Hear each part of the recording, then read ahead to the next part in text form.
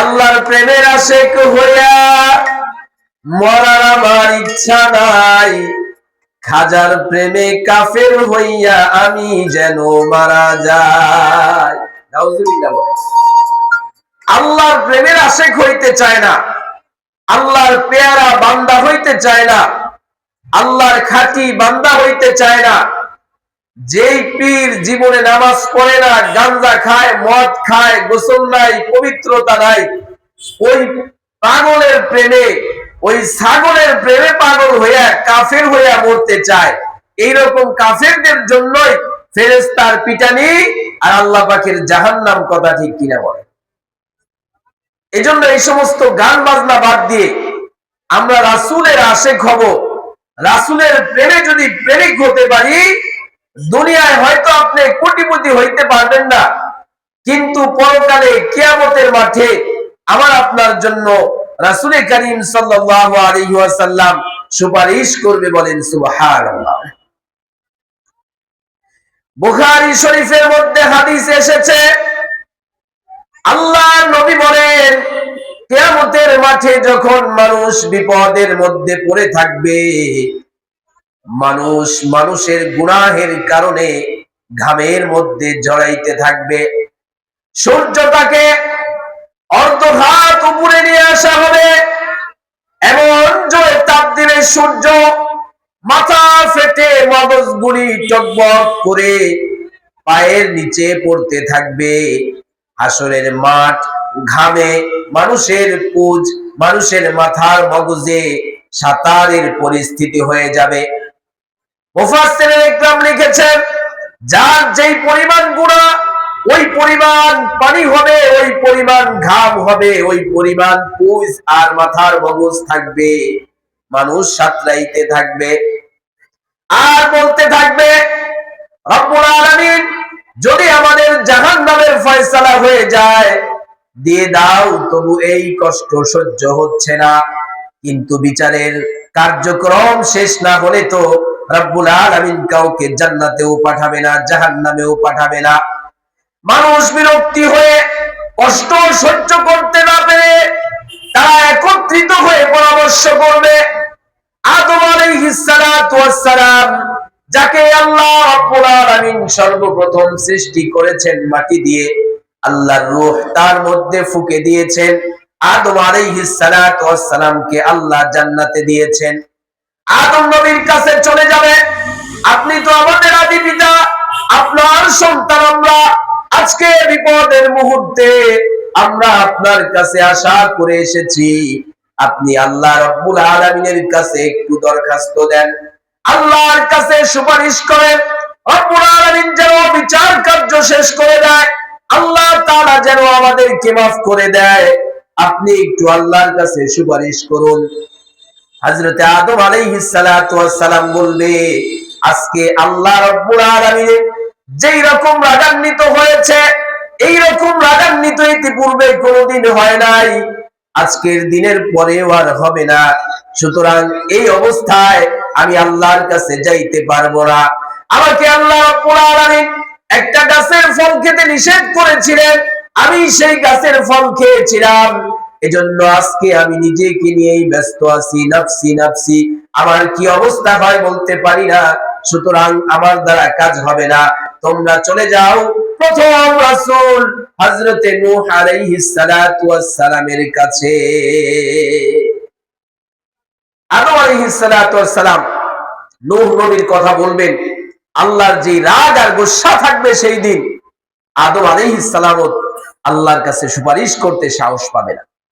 লোকজন একত্রিত হয়ে নূহ আলাইহিস সালাতু ওয়াস সালামের কাছে এসে বলবে, আপনি তো প্রথম রাসূল, আপনি একটু আল্লাহর কাছে আমাদের জন্য একটু সুপারিশ করেন, আল্লাহ যেন বিচার কার্য শেষ করে আমাদের জন্য ভালো একটা ফয়সালা করে দেয়। বলেন সুবহানাল্লাহ। হযরত নূহ আলাইহিস সালাতু ওয়াস সালাম বলবে, আজকে আল্লাহ রাব্বুল আলামিন যেইভাবে রাগান্বিত হয়েছে, ইতিপূর্বে এত রাগ গোসা আল্লাহ তাআলার ছিল না, পরবর্তীতেও হবে না। সুতরাং আজকের এই বিপদের মুহূর্তে, এমন পরিস্থিতিতে আমি আল্লাহর কাছে তোমাদের জন্য সুপারিশ করতে পারবো না। কারণ আল্লাহ রাব্বুল আলামিন প্রত্যেকটা নবীকে একটা স্পেশাল দোয়া দিয়েছিলেন। আমি সেই দোয়া আমার কওমের জন্য, আমার জাতির জন্য করেছি।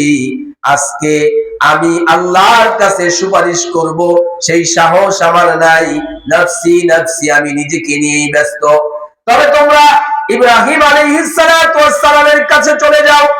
লোকজন সবাই মিলে ইব্রাহিম নবীর কাছে আসবে, বলবে ইব্রাহিম আলাইহিস সালাতু ওয়াস সালাম, আপনি তো আমাদের জাতির পিতা, আপনি একটু আল্লাহর কাছে সুপারিশ করুন, রব্বুল আলামিন যেন আমাদের একটা ফয়সালা করে দেয়। ইব্রাহিম নবীও না করবে, বলবে তোমরা মুসা আলাইহিস সালাতু ওয়াস সালামের কাছে চলে যাও।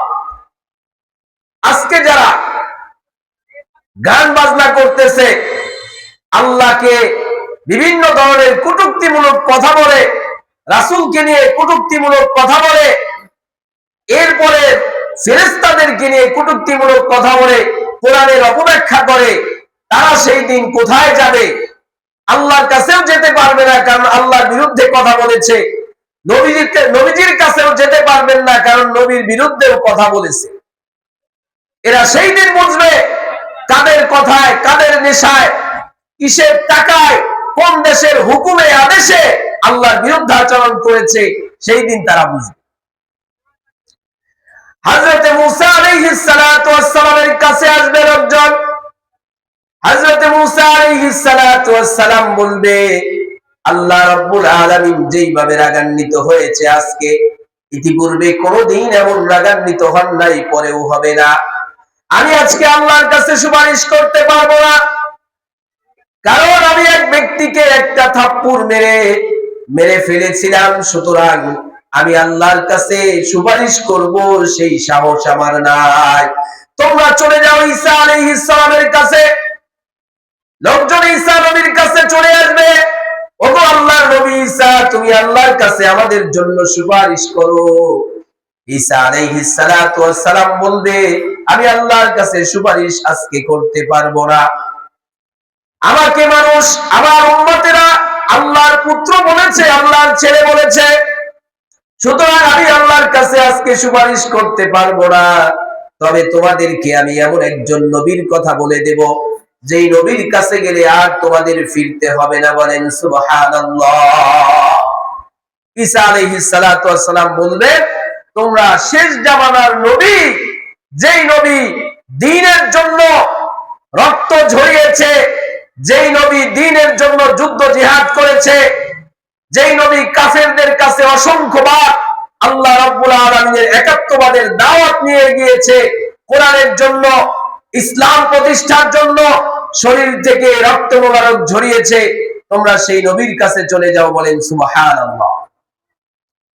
লোকজন সকলেই মিলে আসবে আমাদের নবী মুহাম্মদুর রাসূলুল্লাহ সাল্লাল্লাহু আলাইহি ওয়াসাল্লামের কাছে। আল্লাহর নবী বলবেন, আমার উম্মতেরা, তোমরা আমার কাছে এসেছো, আমি তোমাদেরকে নিয়ে আল্লাহর দরবারে চলে যাব। আল্লাহ রাব্বুল আলামিনের কাছে আরশে আজিমের নিচে, আসমানের নিচে সিজদায় পড়ে যাবে, দীর্ঘ সময় সিজদা করবে। রাব্বুল আলামিন বলবে, হাবিব, আপনি দুনিয়ায় অনেক কষ্ট করেছেন, আজকে আপনার কান্না করতে হবে না। আল্লাহ রাব্বুল আলামিন কিছু প্রশংসনীয় বাক্য শিখিয়ে দিবেন। নবীজি আল্লাহর প্রশংসা করবেন। দীর্ঘ সময় সিজদা করার পরে রাব্বুল আলামিন বলবে, হাবিব, আপনি মাথা উঠান, আজকে আপনি যা চাইবেন তাই দেব। যার জন্য সুপারিশ করবেন, আমি আল্লাহ আপনার সুপারিশকে কবুল করব। ওই রাসূলের মুহাব্বত আমাদের অন্তরে থাকতে হবে। ওই আউল বাউল আর ভন্ডা ফাউল যারা আল্লাহর বিরুদ্ধে কথা বলে, তাদের ভালোবাসা যাদের অন্তরে থাকবে, কিয়ামতের দিন তাদের সাথেই উঠতে হবে। কথা ঠিক কিনা বলে? এই বাউল শব্দের, এটা হচ্ছে একটা আরবি শব্দ। আপনারা আশ্চর্য হবেন যে এই শব্দের বাংলাটা কি। এই শব্দের বাংলা হচ্ছে প্রস্রাব। আমরা যে প্রস্রাব করি, এই বাউল শব্দের অর্থ হচ্ছে এই প্রস্রাব। এই প্রস্রাবটা যেইখানে আসে, এইখানে মানুষ যাওয়ার জন্য পাগল হয়। আসলে বাউলের কাছে যাইতে পারেন নাই, গেছেন মতের কাছে, প্রস্রাবের কাছে গেছেন। আমরা আর এই মত প্রস্রাবের কাছে যাইতে রাজি। রাসূল করিম সাল্লাল্লাহু আলাইহি ওয়াসাল্লামের মুহাব্বত অন্তরে ঢুকাইতে হবে। আল্লাহ রাব্বুল আলামিন বলেন, ইয়া আইয়ুহাল্লাযীনা আমানু আতিউল্লাহা ওয়া আতিউর রাসূল। আল্লাহ পাক বলতেছে, হে ঈমানদারগণ, হে মুমিনগণ, ঈমানদারগণ, তোমরা আমি আল্লাহর আনুগত্য করবে। এরপরে আল্লাহ বলেন, তোমরা আমার রাসূলের আনুগত্য করবে। যারা আল্লাহ তাআলার আনুগত্য করবে না, রাসূলের আনুগত্য করবে না, তারা কখনোই ঈমানদার হইতে পারবে না। আমরা তো মুসলমান দাবি করি, সবাই ঈমান আছে ভেতরে, কিন্তু রাসূলের মুহাব্বত নাই।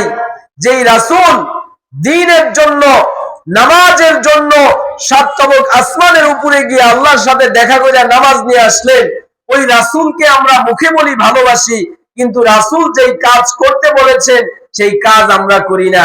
না পড়ি নামাজ, না পড়ি দরুদ, না দেই যাকাত, হজ ফরজ হলেও আমরা অনেকে হজ করি না, কিন্তু মুখে বলি কি রাসূলকে ভালোবাসি।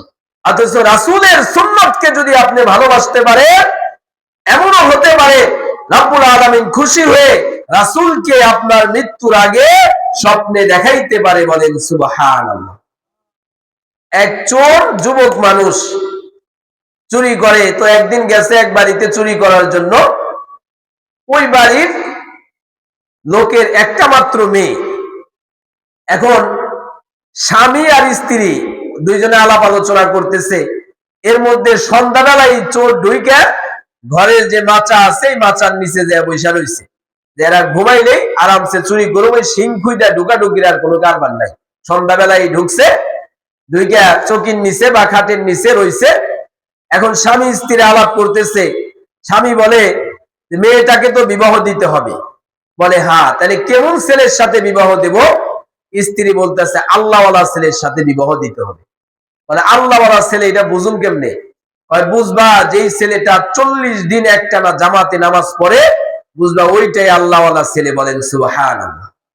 এই কথা তো খাটের নিচ থেকে ওই চোরে শুনতাছে। এখন চোরে চিন্তা করলো, মেয়েই মাত্র একটা, আমি আর চুরি করে কত ঋণ নিব? সব সম্পত্তি তো আর নিতে পারুম না। তো যদি আমি 40 দিন নামাজ পড়ে এই লোকের মেয়ের বিবাহ করি, তাহলে কষ্ট পরিশ্রম চুরি চামারি ছাড়াই সব সম্পত্তির মালিক আমি হয়ে যাব। এই চিন্তা ভাবনা কইরা স্বামী স্ত্রী যখন ঘুমাইছে, সুন্দরভাবে দরজা খুলে বের হইয়া মসজিদে গিয়ে ইমাম সাহেব হুজুরে ডাইকা বলাইছে, হুজুর আমি একটু মসজিদে থাকতে চাই, বিপদে পড়ছি, মসজিদে আমি থাকবো। বলে, থাকেন। তো রাত্রে রইছে, ফজরের আগে গোসল টোসল দিয়া পাক পরিষ্কার হইয়া তাহাজ্জুদের নামাজও পড়ছে। ফজরের নামাজের পরে বলে, হুজুর আমি আজকে থেকে আপনার খাদেম, এই মসজিদে আমি নামাজ পড়বো। সুবহানাল্লাহ বলেন। তার উদ্দেশ্য কি?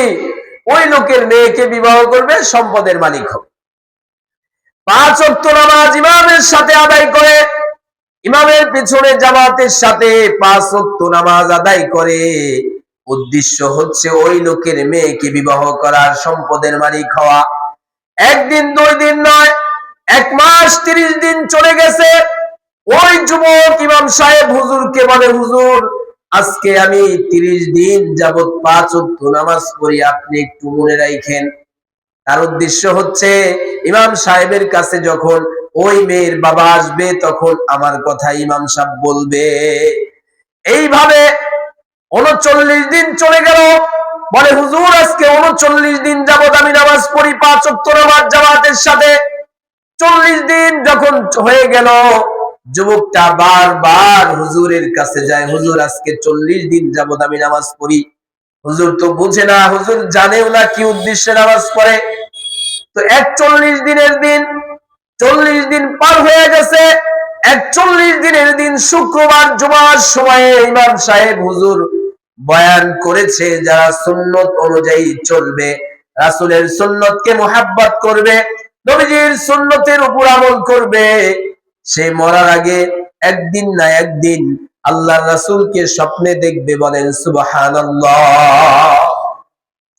এই বয়ান শোনার পরে তার আগের যে আশা ভরসা ছিল বিবাহ শাদী আর সম্পদের মালিক হওয়া, এইটার বিষয় থেকে সে নিরাশ হয়ে গেছে গা।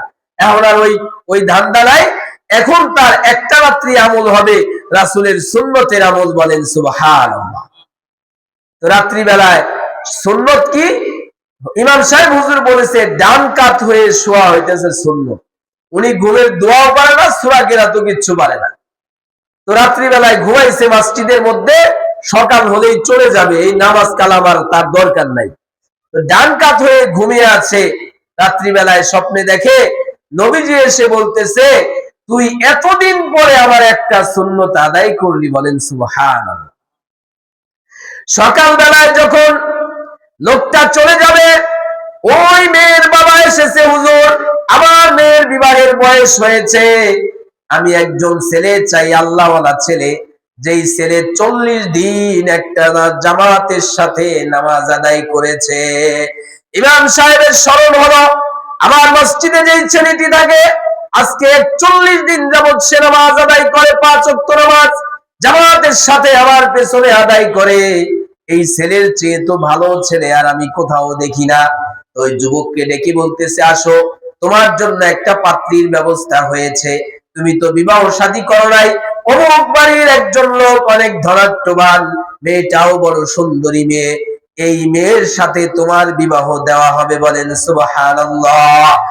যুবক বলতেছে না, 40 দিন যাবত আমি নামাজ পড়েছি যেই মেয়ের উদ্দেশ্যে, যেই সম্পদের উদ্দেশ্যে আমি পাই নাই, একদিন সুন্নত অনুযায়ী আমি সুন্নত আদায় করে আমি রাসূলকে স্বপ্নে দেখেছি, আমি টাকা পয়সা স্ত্রী চাই না, আমি চাই আমার রাসূলের সুন্নাহ।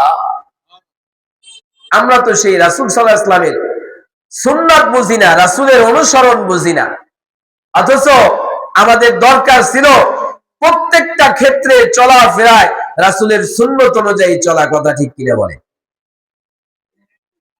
ইমাম আহমদ ইবনে হাম্বল রাহমাতুল্লাহ আলাইহি, উনারে জালেমরা জেলের ভিতরে নিয়েছিল কোরআন হাদিসের কথা বলার কারণে। ইমাম শাফি রাহমাতুল্লাহ আলাইহি তখনও ছিলেন। ইমাম শাফি একদিন তার খাদেমকে পাঠাইলেন, যাও জেলের মধ্যে একটু ইমাম আহমদ বিন হাম্বলকে একটু দেখে আসো। খাদেম গেছে, যায় তাকে সালাম দিয়েছে, কথাবার্তা বলেছে। ইমাম আহমদ বিন হাম্বল রাহমাতুল্লাহ আলাইহি বললেন যে আমারে যেই পরিমাণ নির্যাতন নিপীড়ন করেছে এটা তো ভাষায় প্রকাশ করার মতো না, তুমি আমার কাছে আসছো, রাসূলের সুন্নত হচ্ছে কোন মেহমান আসলে তাকে কিছু হাদিয়া দেওয়া। বলেন সুবহানাল্লাহ। আমি তোমাকে কি হাদিয়া দিব? কোনো কিছুই তো আমার কাছে নাই। ইমাম আহমদ বিন হাম্বল রাহমাতুল্লাহ আলাইহি খাদেমকে ডেকে বললেন, খাদেম তোমাকে দেবার মতো আমার কিছু নাই, কিন্তু রাসূলের সুন্নত বাদ দেব এটাও আমার অন্তরের মধ্যে সহ্য হচ্ছে না।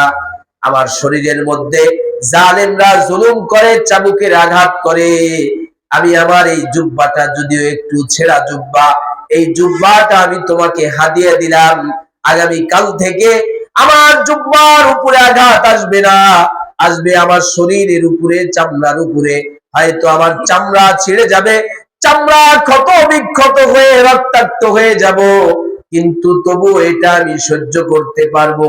কিন্তু রাসূলের সুন্নতের অবমাননা, রাসূলের সুন্নত আদায় না করা, এটা আমি সহ্য করতে পারবো না। বলেন সুবহানাল্লাহ।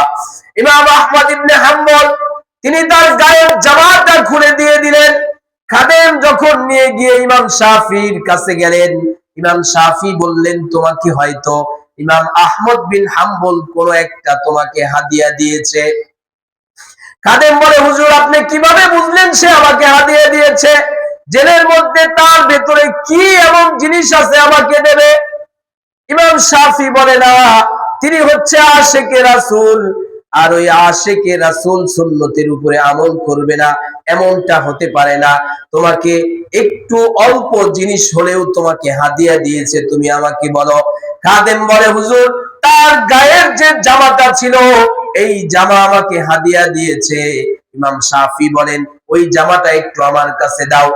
জামাটা নিয়ে চোখের পানি ছেড়ে ছেড়ে বললেন, এমন একজন আশিকে রাসূল যার শরীরের চামড়া ছিঁড়ে যাবে চাবুকের আঘাতে, সেই দিকে তার খেয়াল নাই, তার খেয়াল আছে রাসূলের সুন্নতের দিকে। জামাটা বাড়ির ভেতরে নিয়ে গিয়ে একটু পরে ভেজা জামা এনে খাদেমকে দিচ্ছে। খাদেম বলে, হুজুর নিয়ে গেলেন শুকনো জামা, আপনি কেন ভিজিয়ে আনলেন?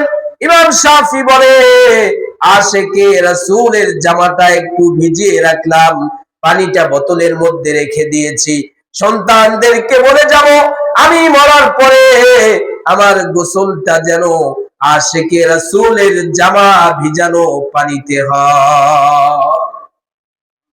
এটা হচ্ছে আশিকে রাসূল। আর আমরা আশিকে রাসূল হই কি? মিলাদ পড়লো না কে এই হুজুর মুসলমানই না, মিলাদ পড়লো জেলাপা নাই কেন? আমরা হচ্ছি জেলাপা মার্কা আশিকে রাসূল, আর উনারা ছিল সুন্নত মার্কা আশিকে রাসূল। এজন্য আমাদের আশিকে রাসূল হতে হবে, রাসূলের প্রেম মুহাব্বত অন্তরে রাখতে হবে। ওই বাউল প্রস্রাব আর পায়খানাদের মুহাব্বত অন্তরে রাখা যাবে না। আল্লাহ রাব্বুল আলামিন আমাদের সকলকে রাসূলের প্রেম মুহাব্বত ভালোবাসা অন্তরে জায়গা করার তৌফিক দান করেন, বলেন আমিন। ওয়া আখিরি দাওয়ানা আলহামদুলিল্লাহি রাব্বিল আলামিন। আসসালামু আলাইকুম ওয়া রাহমাতুল্লাহি ওয়া বারাকাতুহু।